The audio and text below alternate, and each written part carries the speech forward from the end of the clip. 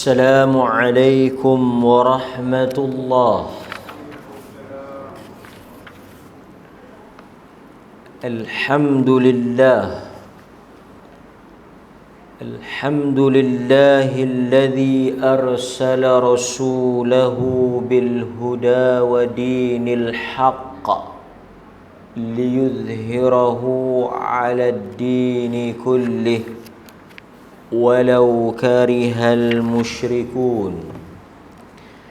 أشهد أن لا إله إلا الله وحده لا شريك له وأشهد أن محمدا عبده ورسوله. أما بعد. Muslimin, muslimat, hadirin, hadirat dirahmati oleh Allah Azza wa Jal, kita bersyukur kepada Allah kerana pada malam ini kita dapat meneruskan dan menyambung kuliah dan kelas kita. Mudah-mudahan Allah Azza wa Jal memberikan manfaat dan panduan yang boleh kita ambil daripada hadis Nabi sallallahu alaihi wasallam. Kita tengok satu hadis yang menarik, yang boleh dijadikan pengajaran kepada diri saya dan tuan-tuan, yang dibawakan oleh Al-Imam An-Nawawi rahimahullah di dalam kitab Riyadhus Salihin. Satu hadis berhubung dengan birrul walidain, berbuat baik kepada kedua orang tua, selaras dengan apa yang disuruh oleh Al-Quran, wabil walidaini ihsana, dan berbuat baiklah kamu kepada kedua orang tua kamu. Hadis yang akan kita bincangkan ini hadis yang diriwayatkan oleh Al-Hakim, diriwayatkan juga oleh An-Nasa'i, Abu Dawud, At-Tirmidzi dan yang lain-lainnya. Hadis ini tuan-tuan, dia berhubung dengan peristiwa yang berlaku kepada Abdullah bin Umar yang telah diarahkan oleh bapaknya Umar bin Khattab untuk dia menceraikan isterinya. Ini peristiwa besar. Abdullah bin Umar dia menceritakan bahawa bapa dia Sayyidina Umar Al-Khattab telah memohon dan minta, atau dalam erti kata yang lain mengarahkan dia, memerintahkan dia untuk mentalakkan isteri dia, yakni menantu Umar Al-Khattab, isteri Abdullah. Pada awalnya dia tak nak cerai kerana dia kata, aku sukalah bini aku tu, dia sayanglah. Uhibbuha, aku mencintainya. Tapi dia kata bapa aku ni yakrahuha, dia tak suka dekat bini aku ni, dia benci. Lalu Abdullah bin Umar telah angkat arahan bapa dia ni pergi kepada Nabi sallallahu alaihi wasallam. Ni kita nak bahas malam ni. Apa kata Nabi? Ati', dengar dan taat kepada apa yang disuruh oleh bapakmu. Ceraikan isterimu. Lalu dia ceraikan. Hadis ini dibawa oleh Al-Imam An-Nawawi rahimahullah nak menggambarkan bagaimana sikap seorang anak yang mentaati perintah ayahnya sehingga kepada menceraikan isteri. Yang ini termasuk di dalam birrul walidain itu ialah patuh kepada perintah bapa. Dan para ulama menjadikan hadis ini satu perbincangan. Bolehkah seorang anak menceraikan isterinya di atas arahan ayah? Adakah ibu bapa berkuasa mutlak memerintahkan si anak untuk menceraikan isteri? Ini dibincangkan oleh para ulama. Kita akan tengok malam ini beberapa perkara yang menarik berhubung dengan hadis ini. Baik. Kata Abdullah bin Umar, dia kata sesungguhnya aku memiliki seorang isteri, imra'atun. Dia kata dia ada seorang isteri. Kuntu uhibbuha, dan adalah aku ni cinta, sayang pada dia. Wa kana abi, adapun bapakku, wa kana abi, adapun bapakku, yakrahuha, tak suka dekat isteri aku ni, benci, tak berkenan. Fa amarani bi talaqiha, lalu bapa aku ni dia suruh aku ceraikan isteri aku. Fa abaitu, aku tak nak. Abaitu artinya aku enggan, aku tak nak, pasal dia sayang bini dia. Fa dzakara dzalika Umaru li Rasulillah sallallahu alaihi wasallam. Apabila Abdullah bin Umar tak nak dengar cakap Umar Al-Khattab suruh cerai bini dia, fa dzakara dzalik Umaru li Rasulillah, Umar pergi mengadu dekat Nabi. Umar pergi mengadu dekat Nabi. Kata Abdullah bantah cakap dia, tak dengar. Faqala Rasulullah sallallahu alaihi wasallam, bila Nabi dapat maklumat itu, dapat cerita itu sampai kepada dia, pengaduan yang diangkat oleh Umar Al-Khattab, Nabi kata dekat Abdullah ni, Nabi panggil Abdullah, ya Abdullah. Nabi kata, wahai Abdullah, Talliqha, cerai buanglah bini hang tu.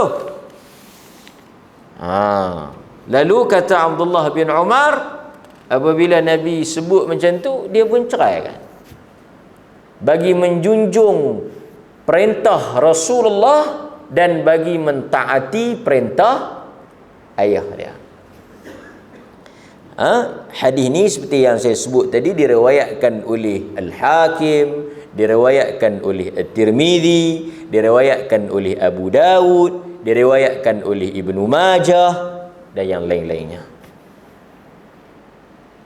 Itu hadis yang kita bincang malam ini. Dapat? Okay. Kalau kita dengar hadis ini tanpa kita melihat ulasan, huraian, syarah kepada hadis ini yang dikemukakan oleh para ulama, dia boleh menggambarkan suatu bentuk kezaliman, ketidakadilan dan satu imej yang buruk kepada Islam. Pak dia suruh cerai tu, dia cerai tu. Misalkan bapak punya power, kan? Betul ke macam tu? Sebab itu penting apabila kita membaca hadis, kita membaca huraian dan penjelasan yang disebut dan dikemukakan oleh ulama tentang maksud hadis tersebut. Ta'atul walidain fil ma'ruf min a'zamil a'mal as-salihati khususan idza kana al-walidain min ahli al-fadl wad-dirayah wa tazkiyah min Allah wa rasulih sallallahu alaihi wasallam. Dia kata, mentaati perintah ibu bapa di dalam perkara yang ma'ruf, di dalam perkara yang tidak bercanggah dengan hukum syarak, min a'zam, merupakan sebesar-besar kebaikan dan ketaatan.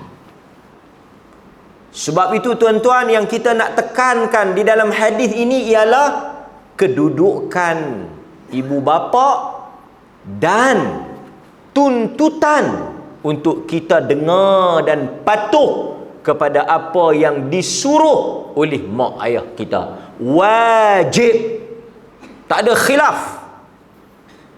Perintah, arahan, suruhan, permintaan yang diminta oleh ibu bapa tak boleh dibantah sekiranya di dalam perkara yang ma'ruf. Kalau bapa dia minta, bapa dia suruh, bapa dia arahkan, dia wajib. Dia tak boleh bantah.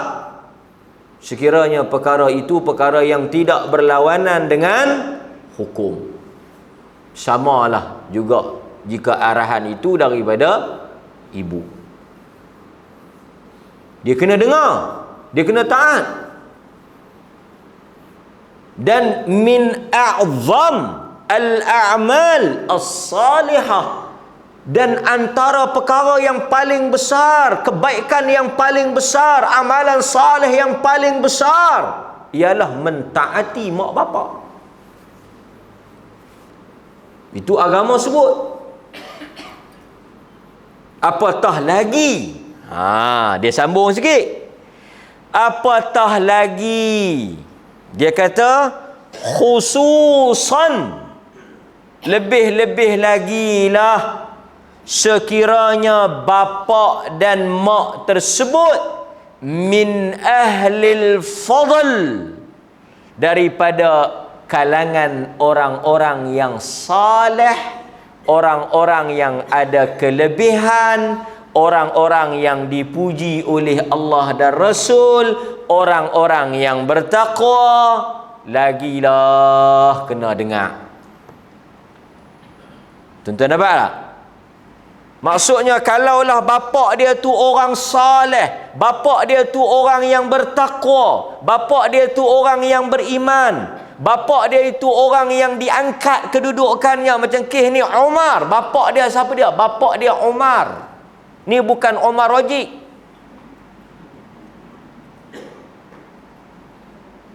Ni Umar mana ni? Umar Al-Khattab. Bapa dia tu Umar. Tentulah lebih-lebih lagi dia nak ikut. Kan? Kalau bapa biasa-biasa pun kita nak kena dengar, kita nak kena patuh, kita nak kena taat. Apatah lagi kalau bapa kita itu di kalangan orang saleh. Sebab apa? Kerana kata dia, وَمَا يَرَاهُ أَحَدُهُمْ مَصْلَحَةً لِأَوْلَادِهِ لَيْسَ فِيهِ هَوَى وَلَا زَيْغٌ عَنِ الْحَقِّ كَأَمِيرِ الْمُؤْمِنِينَ Umar radhiyallahu an. Kerana seorang bapa yang beriman, seorang bapa yang saleh, seorang bapa yang bertakwa, dia tidak akan menyuruh dan dia tidak akan memerintahkan anaknya melainkan mesti ada sebab yang dia panggil sebab apa? Sebab yang syar'i, sebab yang benar, sebab yang betul. Takkanlah bapak yang bagus nak suruh nak minta benda yang tak elok. Artinya dia kata kalaulah Umar suruh cerai bini tu, tentulah bini tu tak bagus. Takkan tak duk nak duk talak menantu dia tak tahu hala. Bukan dia seorang yang gila, tak ketahuan kan.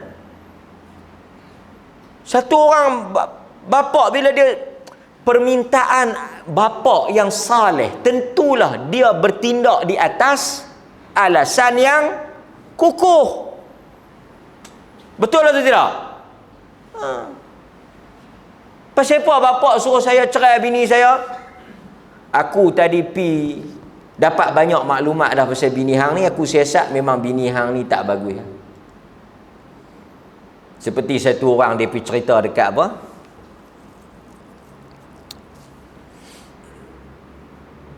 Nabi.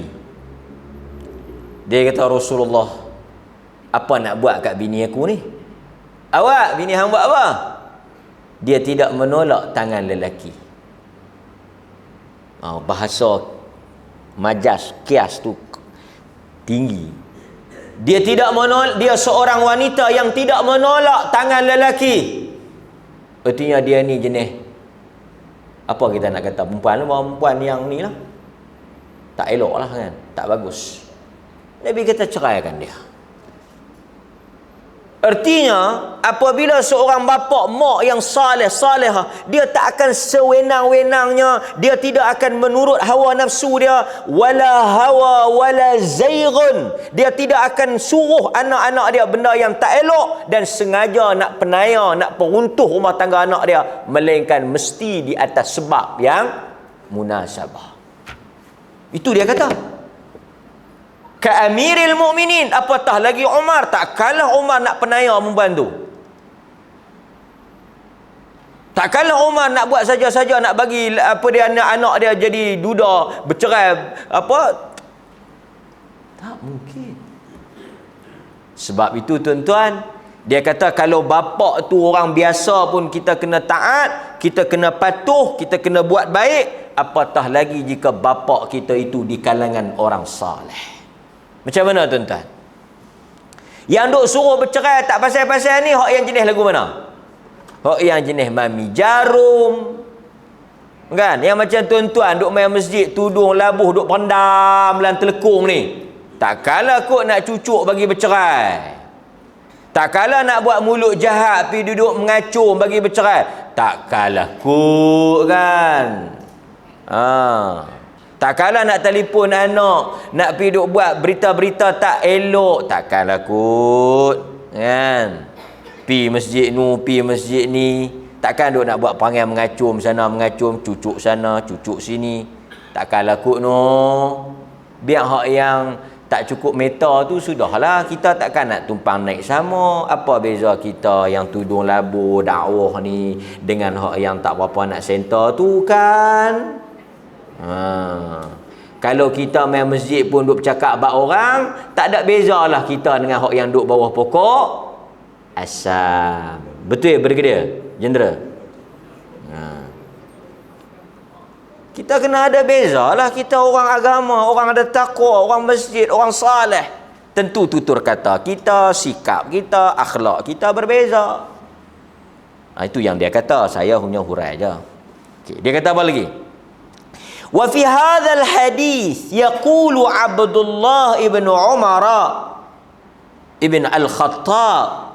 Dalam hadis ni Abdullah cerita, dia kata dia ada isteri, dia sayang isteri dia, tetapi bapak dia yakrahuha. Dia kata bapak dia tak suka. Okey. Tuan-tuan, ada satu huraian yang menarik tahu dia sebut di sini yang saya nak kongsi dengan tuan-tuan. Dia kata apa? Dia kata sudah tentu Umar suruh anak dia itu cerai kerana disebabkan oleh illatun diniyah. mesti ada sebab yang agama tak suka. Mesti sebab yang illatun diniyatun. Agama ni. Bukan saja-saja. Pasal apa bapak suruh saya cerai, aku tengok hidung kembang aku tak berkenan. Ada. Bukan hidung. Bukan apa tak elok ke hitam ke apa. Illatun diniyah. Punca dia mesti kawan ni. Tak kita baca hak yang kisah Nabi Ibrahim kan. Nabi Ibrahim adalah manusia pertama yang suruh.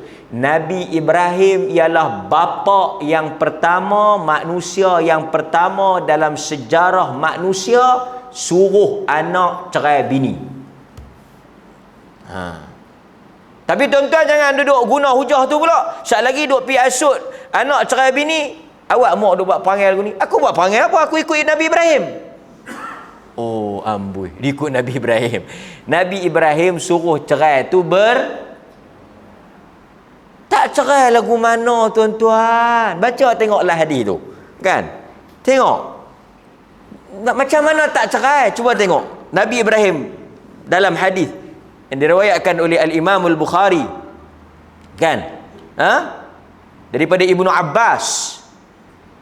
Faja'a Ibrahim ba'dama tazawwaja Ismail yutali'u tarikatahu falam yajid Ismail. Nabi Ibrahim kan tinggal Hajar dengan Ismail di Mekah. Lepas tu dia tinggal, dia balik pergi dekat Sarah. Lepas tu dia balik mari tengok balik depa. Masa dia mai lepas dah Ismail kahwin, dia memang dia tak jumpa Ismail. Ismail tak ada di rumah, keluar pergi cari makan. Pergi buat kerja. Fasa'ala imra'atahu anhu.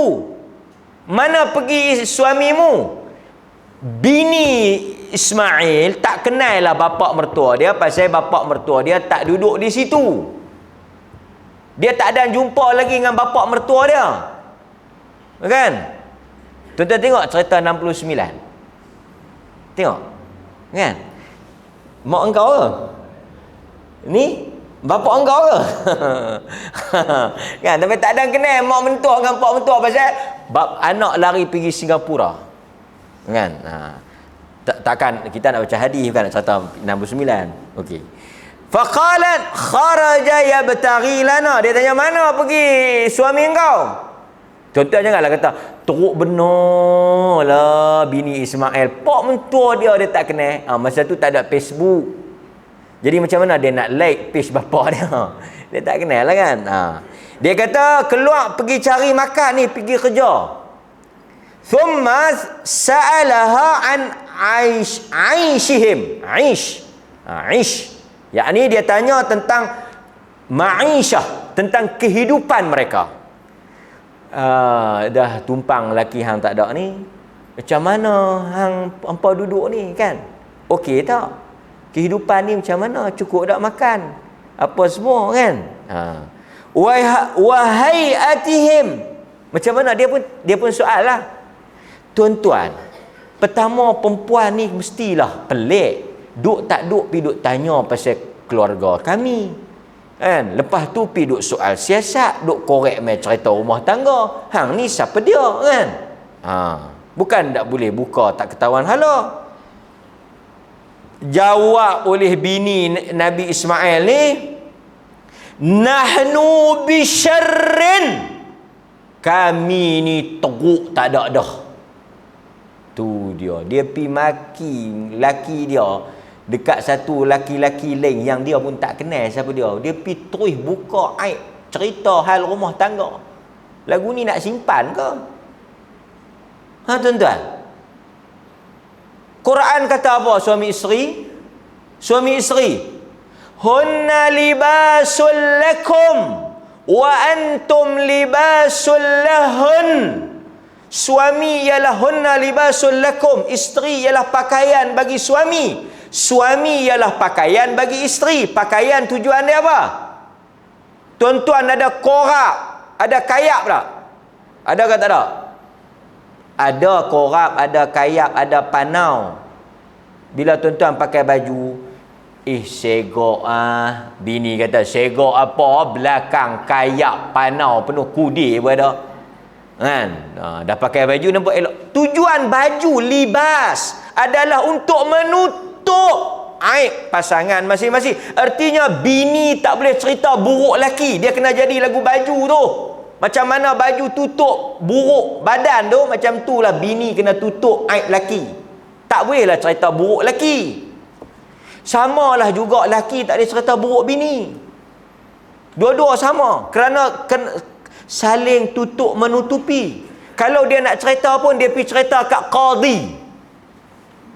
Dia kata, saya laki saya ni tuk qadi, macam mana ni nak abang?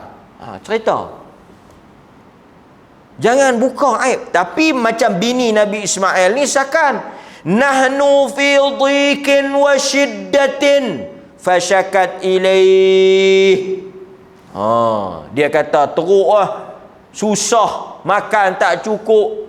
Memanglah, macam dia nak bang kata, nayalah bersuamikan laki-laki ni. Mana boleh tuan-tuan kita pergi buka aib suami, cerita buruk suami. Dan tuan-tuan duk tengok banyak yang berlaku dalam masyarakat kita ni apabila isteri membuka aib suami pada orang yang tak layak. Pergi cerita kat kawan dia di pejabat, pergi cerita dekat apa dia ni, kawan tu pun lebih kurang 2 kali 5, tak kurang lagi 2 kali 1, yang tak layak untuk dengar. Bukan boleh buka aib sebarangan. Kita tak boleh cerita. Melainkan kita cerita ni, dia tu boleh bagi fatwa, nak minta pasah ke apa, tu kita cerita lah. Sekejap lagi Tok Qadi cerita mai apa masalah ni yang nak minta pasah ni. Tak ada apa, semua elok lah. Dah semua elok, mai mahkamah buat apa. Nampak? Fa idza jaa zawjuki faqra'i alaihi salam. Lah ni macam ni lah, tak apalah, cukup. Dia nak cerita lagi, Nabi Ibrahim kata cukup. Kalau balik mai laki hang, kirim salam dekat dia. Habang kata ada laki-laki macam ni. Hang sebut sifat aku ni. Kata mai. Lepas tu wa quli lahu, habaq dekat dia, hang tolong pesan dekat dia, yughayyir atabata babih, so dia tukar pintu ni. Bab atabati bab, daun pintu, artinya tukar pintu. Kalau dia balik, abang ada suka tukar pintu. Kalau dia tanya siapa mai, hang cerita siapa dia mai. Laki ni tinggi, muka macam ni apa semua. Lepas tu kalau dia tanya ada laki-laki tu pesan apa, abang kat dia kata aku suruh dia tukar pintu. Falamma jaa Ismailu ka'annahu anasa syai'a. Ismail balik, dia berasa macam pelik sikit. Dia tanya bini dia, hal ja'akum min ahad? Ada siapa-siapa mai tak masa aku tak ada? Qalat na'am ja'ana shaykhun kadha wa kadha. Mai satu orang tua, muka dia macam ni, badan dia macam ni, sifat dia macam ni. Ismail dapat tangkap, apa aku mai. Tu tujuan dia suruh introduce siapa dia mai tu. Tapi dia tak habaq kata bapa, dia tak suruh habaq kata Ibrahim mai, habaq kata laki-laki tu sifat dia macam ni. Kan? Okey? Lepas tu apa dia lagi dia kata? Dia kata fasa'alana anka, dia tanya tentang hang, aku habaqlah kata keluar pergi kerja. Wa sa'alani kaifa aishuna, lepas tu dia tanyalah aku ni hidup dengan hang macam mana? Bahagia ke tak? Senang ke tak? Lepas tu fa akhbartuhu ana fi jahdin wa shiddatin. Aku habaqlah kata duduk dengan hang ni susah, miskin, sempit, teruk, penat, letih, tak bahagialah, kan? Tu dia lah orang suruh kahwin dengan siapa? Doktor. Pandai dah tuan-tuan. Tuan-tuan dah pandai lah. Dah lama mengaji dengan saya. Semua dah boleh jawab dah. Kan? Hadis riwayat siapa lambat lagi. Tapi kalau ni Doktor Ismadi. Kasim kahwin dengan Kasim, duduk bawah kolong. Kan? Lepas tu dia kata apa? Dia kata fahal, tengok Nabi Ismail tanya, fahal awsaki bi syai', ada tak dia wasiat apa-apa dekat hang? Nabi Ismail dapat tangkap lah. Qalat na'am, ada. Dia pelik tu, laki dia macam tahu. Na'am, ada. Apa dia? amarani an aqra'a alaika salam. Dia suruh aku sampaikan salam pada engkau. Lagi, wa yaqul ghayyir atabata babika. Dia suruh hang tukar pintu rumah kita. Ismail bila dengar aja ayat tu, Ismail kata, zaki abi. Kalau hang nak tahu, rentua yang hang habaq tadi ni abi, bapakku. Bapakku, bapa mertuamu. Faham ke tak? Wa qad amarani an ufariqaki. Dan dia maksudkan dengan tukar pintu itu ialah dengan menceraikan hang. Dan sekarang ni alhaqi bi ahliki fatallaqaha. Hang pi balik rumah hang, aku ceraikan hang. Tu sejarah pertama dalam tamadun manusia. Pendekkan cerita kalau saya nak baca pula episod kedua panjanglah. Menikahlah Ismail dengan bini baru. Mailah pula Ibrahim. Tu dalam Sahih Bukhari. Lepas tu mai Nabi Ibrahim pun sama lah Nabi Ismail time tu tak ada pergi keluar kerja. Cuma bini ni clear. Bini ni boleh taruh. Pasal tu tuan-tuan, jangan silap faham. Kalau gamak tak boleh nak buat apa. Orang Melayu ada hadis yang sanad yang sahih. Bunga bukan duk penin kepala apa duk fikir. Duk serabut perut sampai duk tak lalu makan, tidur tak lena, mayang tak khusyuk. Kan? Talak bos dah. Nikah lain. Nikah lain pun tak tentu lagi ustaz nak boleh elok. Boh lagi talak ustaz tu. Mana tahu kita kerja pun 3 kali tukar kerja, 4 kali tukar kerja baru nak serasi. Boh cerai. Dia tahan cerai dah. Cerai dah awak ah. Gerak subuh tak bangkit. Nikah hak baru. Cerai pula. Cerai pula. Hak ni subuh bangkit, lohok buat lambat pula. Boh kita lah. Lah kali dia boleh hak elok okey. Tak salah. Pasal apa kita nak taruh kalau benda tak taat? Kan? Agama buat jalan keluar. Agama buat jalan keluar, exit. Macam mana kita nak keluar? Itu cerai dia. Dia pun pergi cari. Agama dia tak serasi. Saya tak boleh duduk dengan abang awak duk idak nak pergi masjid dia. Saya nak pergi juga pampir-pampir tu. Hang pergi cari. Aku buh hang talak satu, hang pergi cari hang nak pergi pampir. Senang apa yang dia buat payah dalam hidup kita? Dia nak cari hak lelaki boleh bawa pergi pampir. Cerai dia suruh dia pergi cari hak pergi pampir. Dia tak letih abang bangti sat duk idak nak pergi pampir. Kita pula nak cari hak pergi masjid, cari sampai boleh jumpa hak nak pergi masjid. Serasi. Apa nak payah? Tak ada ustaz ayat-ayat apa nak baca-baca bagi dengar kata tak ada ayat. Ambuh talak sedar. Tu ayat dia. Kan? Depa dengar ni. Kaunseling ni buang karan Saya semudah Okey. Lepas tu dia kata menikah pula yang kedua ni, mari tanya. Ismail mari tanya. Ismail kata, macam mana? Dia kata dia tanyalah, kita hidup macam mana apa semua. Aku abang kata okeylah, tak ceritalah tak elok. Ini bagus. Dia kata okey, alhamdulillah apa semua elok apa semua apa. Lepas tu dia pesan apa? Dia kata macam ni, habaq dia suruh jangan tukar pintu ni dah. Artinya apa? Kesimpulan dia, arahan Ibrahim bukan berdasarkan kepada hawa nafsu, bukan didorong oleh sikap dia sengaja nak penaya, nak pergi duk kacau rumah tangga anak dia. Tak, kalla, la. Tapi apa dia? Disebabkan oleh agama. Isteri yang seperti ini bukan isteri yang salihah, yang ada akhlak. Dia mengumpat suami dia, buka aib suami dia di hadapan orang. Ini tak elok, tak bagus. Kan? Itu je. So tuan-tuan, dia kata kalau Umar, takkanlah tuan-tuan nak kata Umar ni nak suruh jahat, mesti dia suruh ada sebab.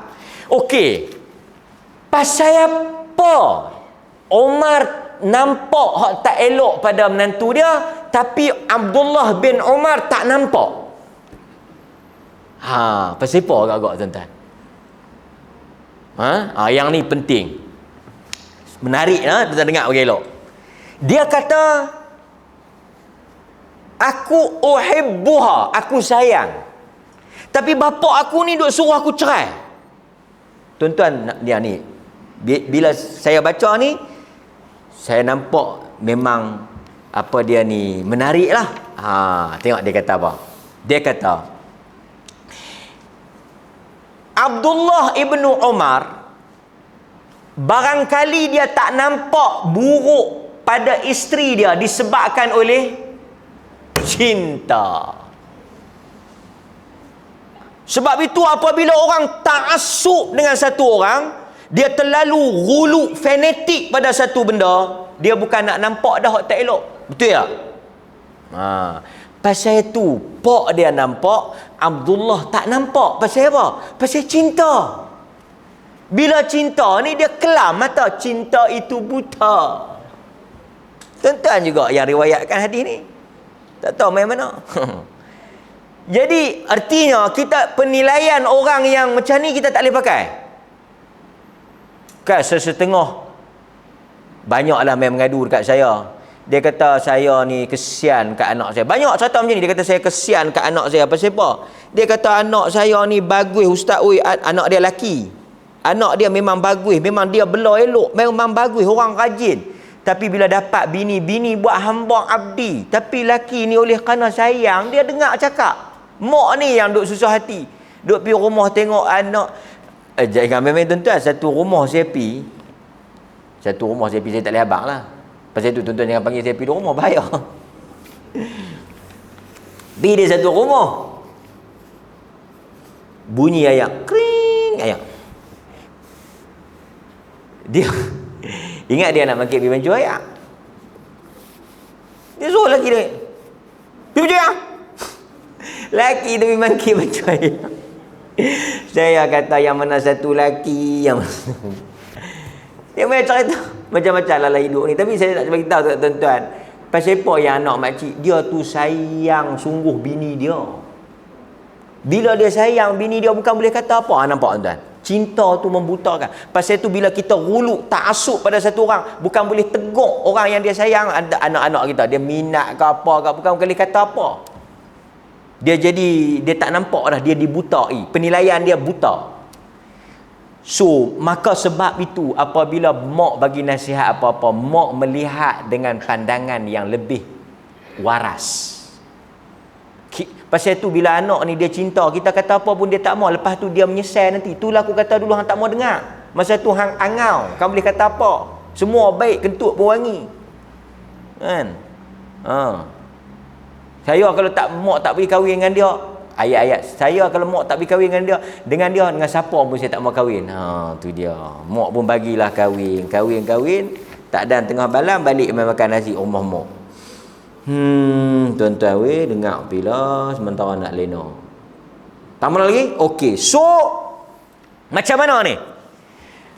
Apabila kita kata Umar tadi suruh di atas sebab apa? Agama, maka para ulama kata kalau bapa tu suruh bukan di atas sebab agama, maka tak wajib untuk kita ikut. Baru balancing. Baru dia nampak seimbang, betul tak? Maksudnya kalau dia main suruh, bukan semua suruh kita wajib dengar.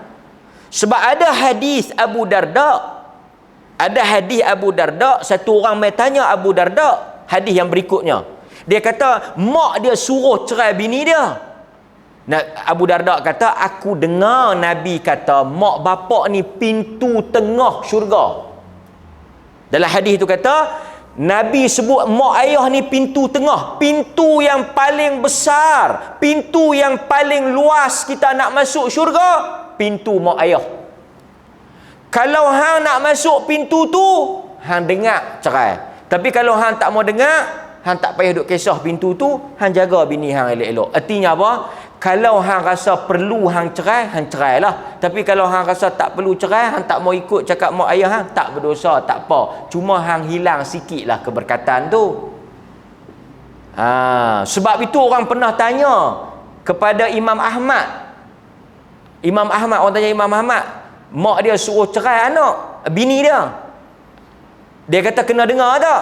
Imam Ahmad kata tak payah. Pasal apa nak pergi cerai bini hang? Dia tembak dia, pak dia suruh, tak payah. Lepas tu dia tanya Imam Ahmad. Dia kata bukan Umar suruh Abdullah bin Umar cerai, lepas tu Abdullah bin Umar cerai. Kata Imam Ahmad, adakah bapa hang sama macam Umar? Adakah bapa-bapa yang suruh cerai lah ni, mereka itu seperti Umar? Maksudnya dari sudut agama, dari sudut arahan tu, mereka tu macam Umar ke? Artinya Umar bukan suruh saja-saja, ada sebab. Mak bapak kita yang suruh cerai lah ni, cerai bersebab ke, ataupun memang dia ada dengki dan sebab yang tak masuk akal? Boleh? So tuan-tuan dapat So dalam hal ini kata para ulama, bukanlah wajib kita untuk mentaati, melainkan afdal. Dalam bab cerai ni kita hanya wajib sekiranya memang suruhan dia itu betul, maksudnya ada sebab. Contoh mak kita contoh bukan betul, contoh mak ayah kita tengok dia tangkap bini kita berdua-duaan dengan lelaki lain, atau dia nampak, dia dapat maklumat isteri kita ni buat benda tak elok di belakang kita, berselingkuh, ada affair lain, ataupun adalah dosa-dosa yang lain, lepas tu dia pun suruh kita. Masa tu kita kena dengar lah, sebab arahan dia itu bersebab dengan sebab yang syar'i. Kan? Nampak? Okey, baik. Hadirin mukminin, demikian juga kita pernah membaca kisah riwayat anak Abu Bakar As-Siddiq, Abdullah bin Abu Bakar yang kahwin dengan siapa? Atikah. Bisa dengar nama Atikah? Atikah ni, dia ni dahsyat tuan. Atikah ni dia tak salah, dia tak jahat. Cuma masalah dia apa dia? Atikah ni laki banyak. Tahu laki dia hebat. Atikah ni laki dia semua mati syahid. Semua laki dia tu mati syahid. Dan Abdullah ni, Abu Bakar suruh Abdullah cerai Atikah ni. Bukan Atikah tu jahat. Tahu sebab apa? Bahaya juga tuan. Baik lagu bukan silap. Baik lagu saya ni. Atikah ni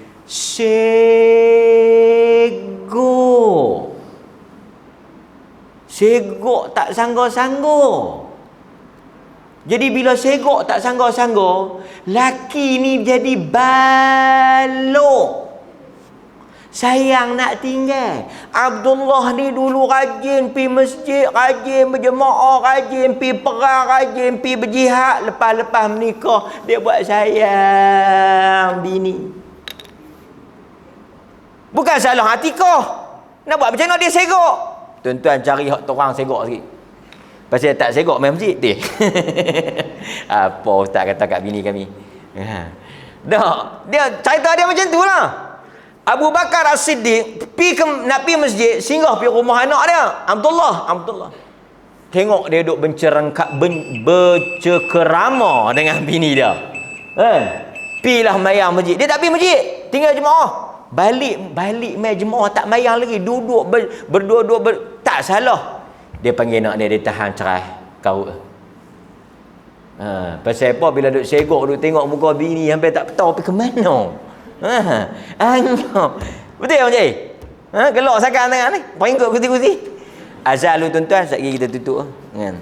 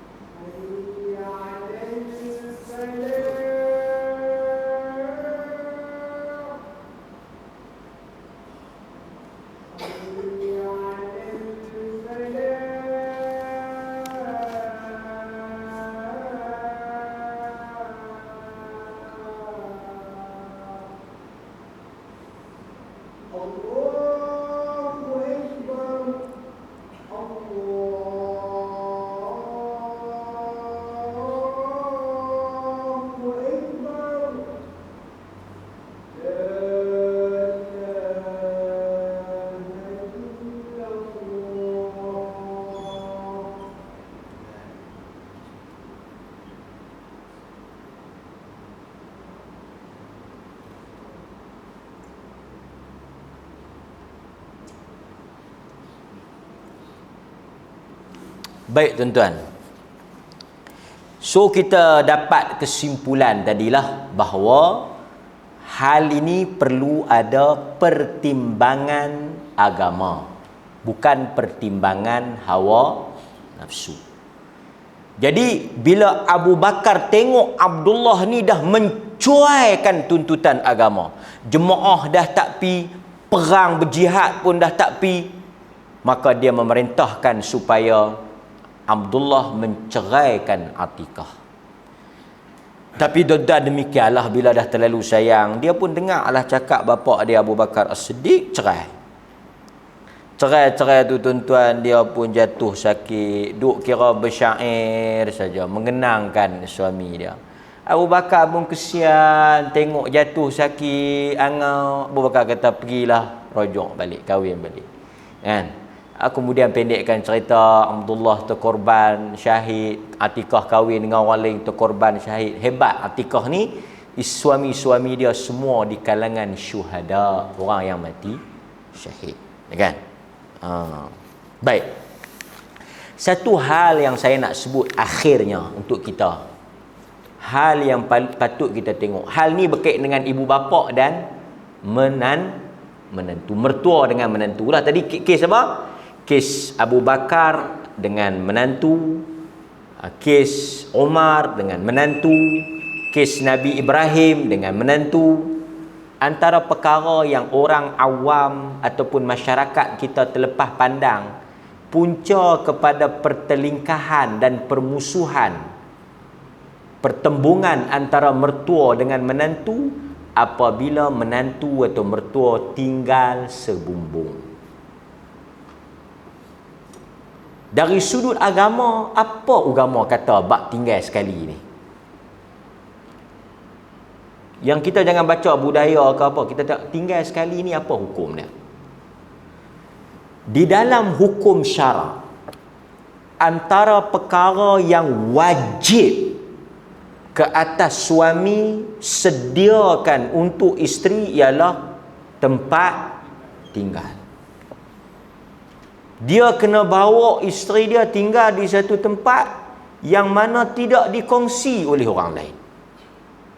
Dan seorang isteri, kalau dia enggan, dia tak mau, suami tak boleh paksa. Kalau dia nak, tak apa. Dia kata kalau kita kahwin, kita nak duduk luar ke, kita nak duduk dengan mak. Kita duduk dengan mak lah, masak tak gaduh, basuh tak gaduh, kita makan, kita naik tidur atas. Kita tak payah duduk fikir, semua biar mak buat. Oh, saya syok, tak payah keluar, kita duduk dengan mak.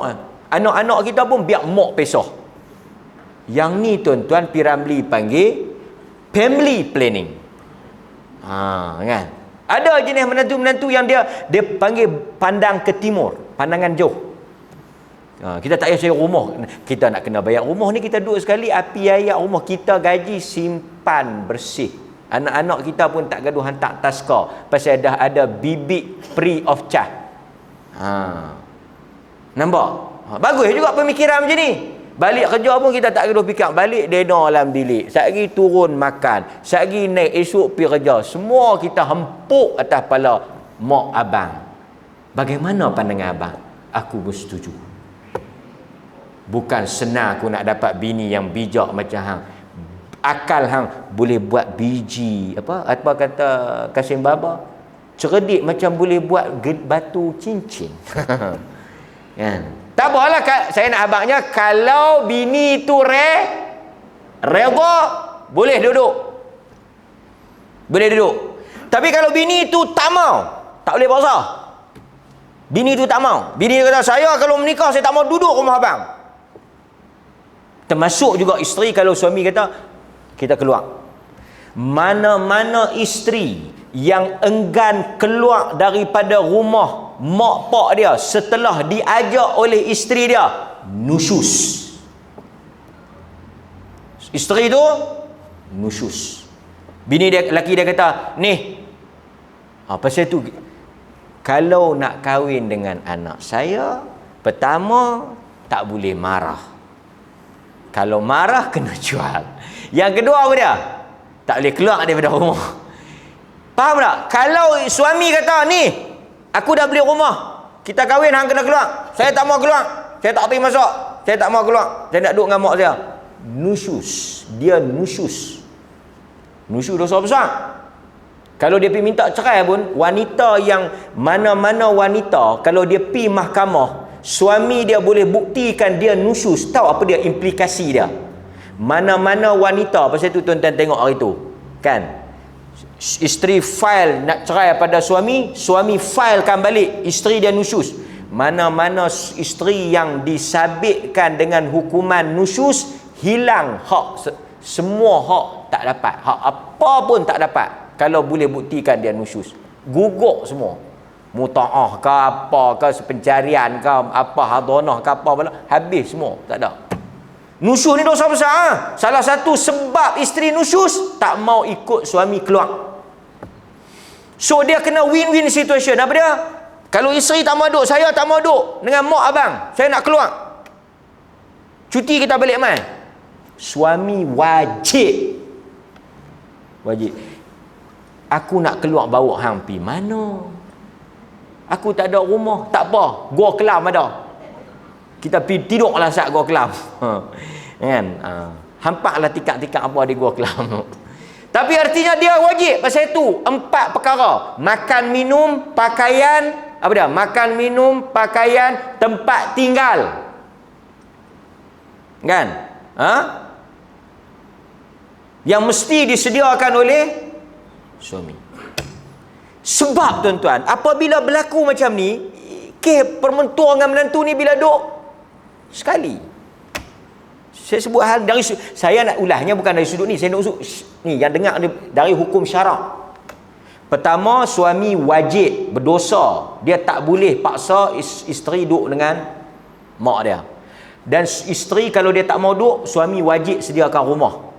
Dan yang ketiga, kalau suami ajak keluar pergi duduk asing, wajib isteri taat. Kalau dia tak keluar, dia nusyus. Ini yang disebut dalam hukum syarak. Sebab itu tuan-tuan, kalau kita ada rezeki lebih, kalau kita nak jaga, bagus. Saya tak nafikan kebanyakan yang nak duduk sekali dengan mak ayah ni kerana mereka nak jaga mak ayah mereka. Mudah-mudahan Tuhan berkat. Tapi kadang-kadang tuan-tuan, satu orang isteri dia tak boleh duduk dengan mak mertua sebumbung ni, isu apa? Isu ada adik-beradik ipar. Ipar dua ni mana nak boleh buka aurat. Ada masalah ikhtilat, pergaulan. Kalau semua orang keluar rumah, kalau semua orang keluar, dia tak boleh duduk dengan adik ipar dia dua-dua. Mak pak dia keluar pergi masjid, laki dia tak balik kerja. Yang ada adik ipar dia dengan dia. Mana boleh duduk dalam rumah tu depa berdua-duaan. Salah seorang kena keluar. Tak bolehlah kau ipar dengan adik ipar duduk. Nabi kata alhamu maut, ipar itu maut. Tapi kita orang Melayu tak anggap benda ni. Lah sekali dia jadi apa? Tu yang duk jadi apa, hubungan songsang suami apa ni, adik ipar apa, sumbang mahram apa semua ni berpunca daripada tak jaga hukum syarak. So lepas tu mulalah kan. Apa dia ni kecil-kecil mai kecil-kecil pi tu, dia mun hasut, dia kata bini hang tak bagus. Bini hang tak reti lah, bini hang tak elok lah. Pasal apa? Pasal mula duduk sekali kan. Hatta madu pun tak boleh duduk sekali kalau tuan-tuan menikah banyak. Ada siapa yang menikah banyak? Kena duduk asing. Jadi saya menasihatkan macam mana? Dia kata, ustaz saya tak boleh tinggal lah mak saya sakit, ataupun saya payah lah ustaz kalau bini banyak-banyak ni. Jangan bagi duduk sekali. Pasal benda tu boleh menimbulkan dengki, hasad dan perkelahian. Maka kita buat macam mana? Dah tuan-tuan menikah banyak, tentulah duit banyak, betul tak? Nikah banyak tentu duit banyak. Jadi bila duit dah banyak, buatlah rumah asing. Buat rumah 1, rumah 2, rumah 3, rumah 4. Boleh. Dekat-dekat tak apa, tapi rumah asing. Boleh. Beli tanah 5 relung, buat untuk bini pertama, mengadap bukit, banglo, siap dreba satu. Bini nombor 2 mengadap bendang, bini nombor 3 mengadap lot. Nampak? Siapa pun tak ada nak kisah apa. Boleh tuan-tuan. Lepas tu tuan-tuan buat jambatan sambung satu. Nak pergi rumah ni naik. Kan? Oh, nak menikah banyak kena duit banyak. Nak menikah banyak duit tak ada nak buat apa kan. Itu satu. Jadi kalau kita nak bawa mak ayah kita, pastikan rumah tu ada ruang untuk isteri kita dan ruang untuk ibu bapa kita. Di samping kita dapat menunaikan tanggungjawab sebagai seorang suami, kita juga tak mengabaikan tanggungjawab sebagai seorang anak. Kan? Nampak? Okey, cukup sekadar itu dahulu hadis kita pada malam ini berhubung dengan berbakti kepada kedua orang tua. Mudah-mudahan Tuhan ampun dosa saya dan dosa tuan-tuan, dan Tuhan rahmat majlis kita. Aqulu ma sami'tum astaghfirullahal azim li wa lakum wa billahi taufiq wal hidayah. Wassalamu alaikum warahmatullahi wabarakatuh.